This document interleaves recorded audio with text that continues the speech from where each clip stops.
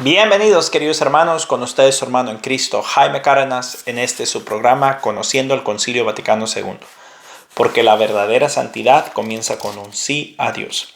Empezamos en nombre de Patri, et Filii, et Spiritus Sanctus. Amén. Señor Jesús, nos ponemos ante tu presencia. Te alabamos, te bendecimos, te glorificamos. Te damos gracias, Señor. Pater noster, qui es in celis, sanctificetur nomen tuum. Advenient regnum tuum, fiat voluntas tua sicut in cielo et in terra. Panem nostrum quotidianum da nobis hodie, et dimitti nobis debita nostra. Sicut en nos dimitibus debitoribus noster, et ne nos induscas in tentationem, se libera nos a malo. Amén. Ave Maria, gratia plena Dominus tecum, benedicta tui mulieribus, et benedictus fructus ventris tui, Iesus. Sancta Maria, Mater Dei, ora pro nobis peccatoribus, nunc et in hora mortis noster. Amén. En nombre de Patri, et Filii, et Spiritus Sanctus. Amén. Pues bien, mis hermanos, vamos a continuar con este nuevo decreto ad gentis sobre la actividad misionera de la Iglesia. La introducción, la Iglesia, sacramento de salvación, artículo 1. La Iglesia enviada por Dios a las gentes para ser el sacramento universal de la salvación, obedeciendo el mandato de su fundador, Marcos 16:16, por exigencias íntimas de su catolicidad, se esfuerza en anunciar el Evangelio a todos los hombres. Porque los apóstoles mismos en quienes está fundada la Iglesia, siguiendo las huellas de Cristo, predicaron la palabra de la verdad y engendraron las iglesias. Obligación de sus sucesores es dar perenidad a esta obra para que la palabra de Dios sea fundida y glorificada, segunda de Tesalonicenses 3:1, y se anuncie y establezca el reino de Dios en toda la tierra. Mas en el presente orden de las cosas, del que surge una nueva condición de la humanidad, la Iglesia, sal de la tierra y luz del mundo, Mateo 5:13-14, se siente llamada con más urgencia a salvar y renovar a toda criatura para que todo se instaure en Cristo y todos los hombres constituyan en Él una única familia y un pueblo de Dios. Por lo cual este santo concilio, mientras da gracias a Dios por la obra realizada, por el generoso esfuerzo de toda la Iglesia, desea delinear los principios de la actividad misionera y reunir las fuerzas de todos los fieles para que el pueblo de Dios, caminando por la estrecha senda de la cruz, difunda por todas partes el reino de Cristo. Señor y Dios por todos los siglos. Sirácides 3:19. Y tenga preparados los caminos de su venida. Capítulo 1. Principios doctrinales. Designio del Padre. Artículo 2. La Iglesia peregrinante misionera por su naturaleza, puesto que procede de la misión del Hijo y de la misión del Espíritu Santo, según el designio de Dios Padre.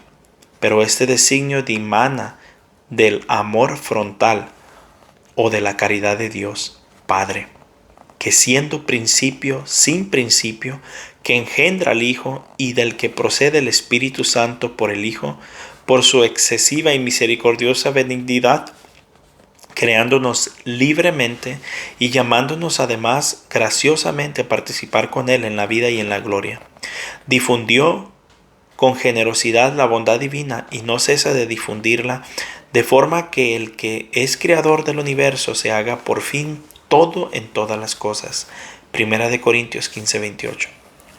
Procurando a un tiempo su gloria y nuestra felicidad, pero plugo a Dios llamar a los hombres a la participación de su vida, no solo en particular, excluido cualquier género de conexión mutua, sino constituirlos en pueblo, en el que se congreguen formando unidad sus hijos que estaban dispersos. Juan 11:52.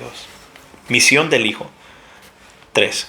Este designio universal de Dios en pro de la salvación del género humano se realiza no solamente de un modo casi secreto en la mente de los hombres, sino también por esfuerzo, incluso religiosos, por los que ellos buscan de muchas maneras a Dios, por ver por ver si a tientas lo hallan o lo encuentran, aunque no están lejos de cada uno de nosotros. Hechos 17:27.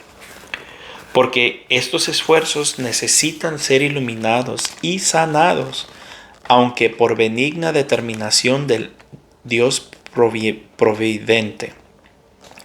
Pueden tenerse alguna vez por pedagogía hacia el Dios verdadero o por preparación al Evangelio, Dios, para establecer la paz o comunión con Él y armonizar la sociedad fraterna entre los hombres pecadores, decretó entrar en la misión de la humanidad de un modo nuevo y definitivo, enviado a su Hijo en nuestra carne para arrancar por su medio a los hombres del poder de las tinieblas y de Satanás.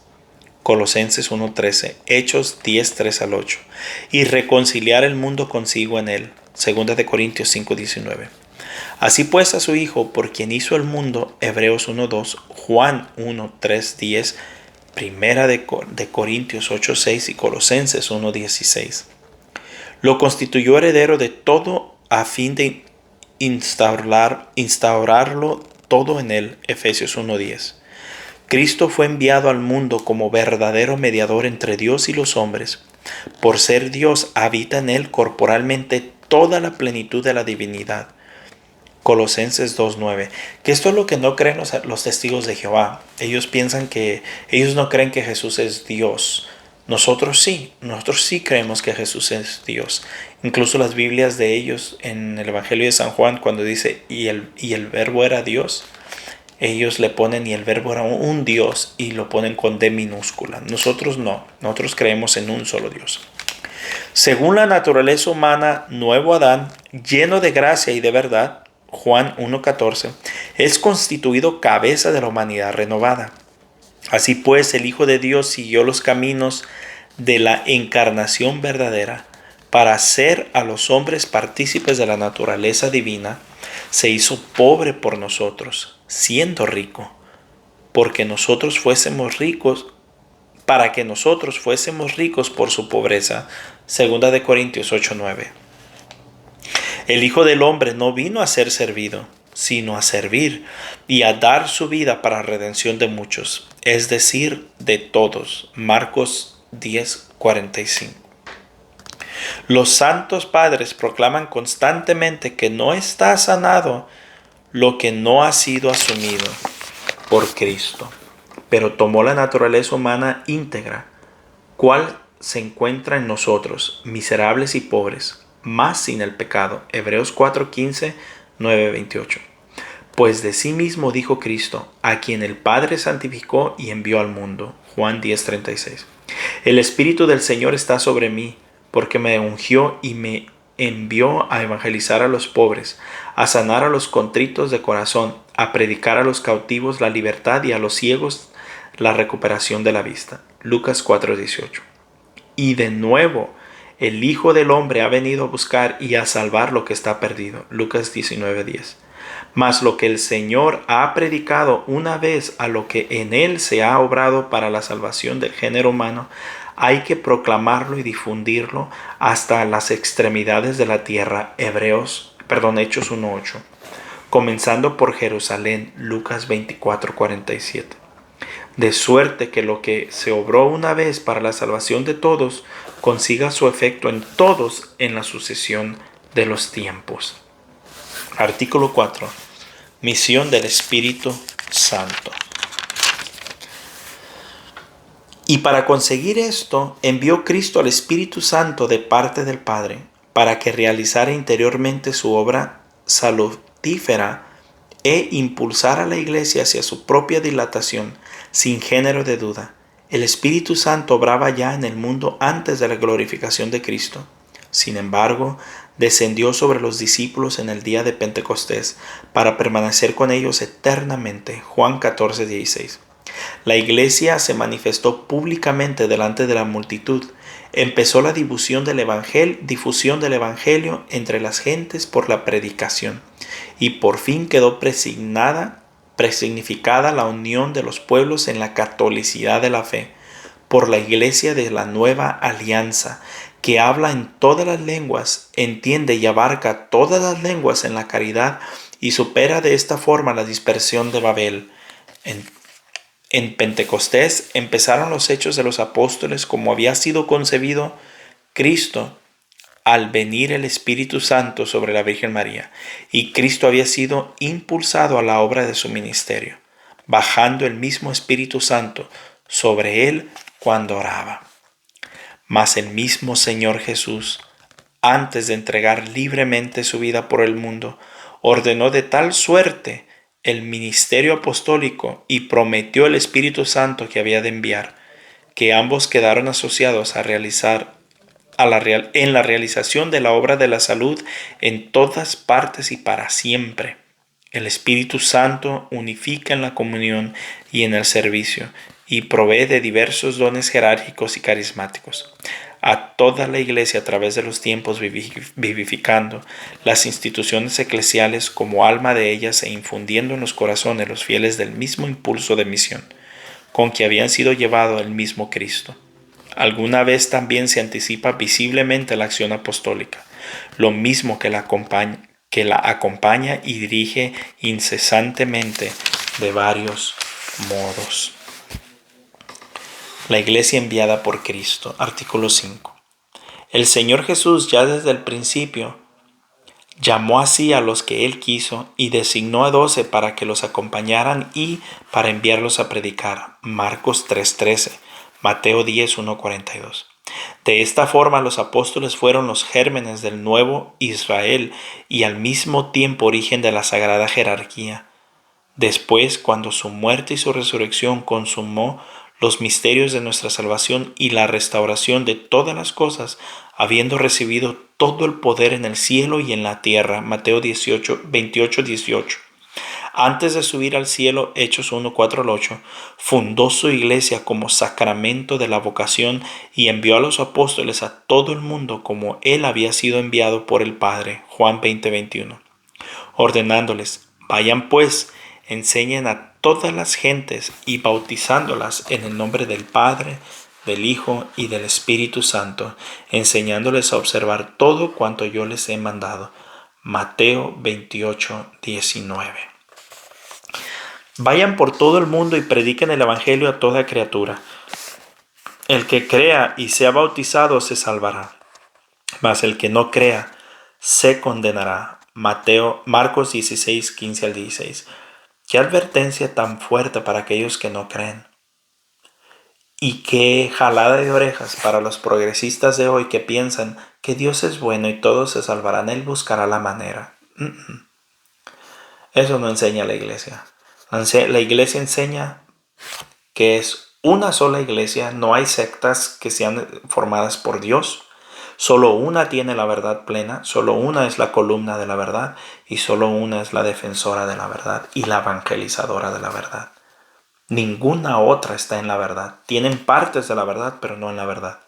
Y segundo, el que no crea en el Evangelio se va a condenar. Punto. Y creer no es nada más decir yo creo, ya lo había dicho, ya lo habíamos leído hace poco. Creer es seguir los mandamientos de Dios y ponerlos en práctica. Eso es creer en Dios. Entonces no espere un católico que se cree católico pero no vive su fe como debe de vivirla y ahí se fue al cielo. No.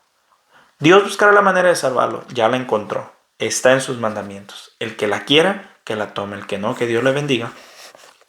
Por ello incumbe a la iglesia el deber de propagar la fe y la salvación de Cristo, tanto en virtud del mandato expreso que heredó de los apóstoles el orden de los obispos, con la cooperación de los presbíteros, juntamente con el sucesor de Pedro y sumo pastor de la iglesia, como en virtud de la vida que en sus miembros infundió Cristo, de quien todo el cuerpo, trabado y unido por todos los ligamentos que lo unen y nutren para la operación propia de cada miembro, crece y se fortalece a la caridad. Efesios 4:16.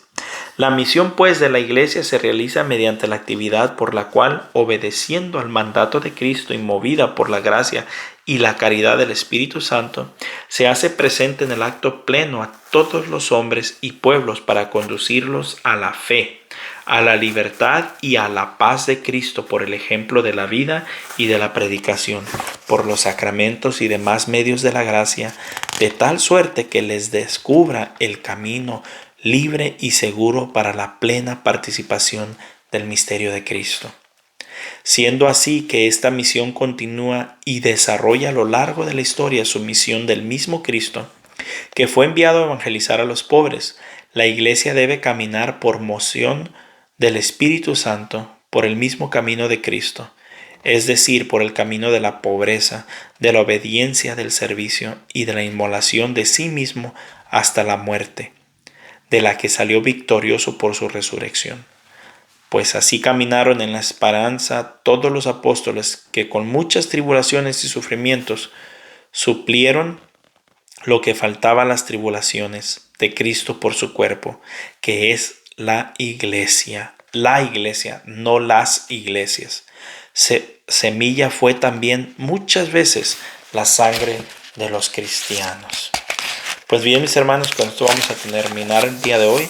Estamos entrando a la profundidad de lo que es la iglesia y la única iglesia, no cualquier iglesia, la iglesia de Cristo Jesús. Un fuerte abrazo, la paz del Señor y primero Dios, continuaremos mañana.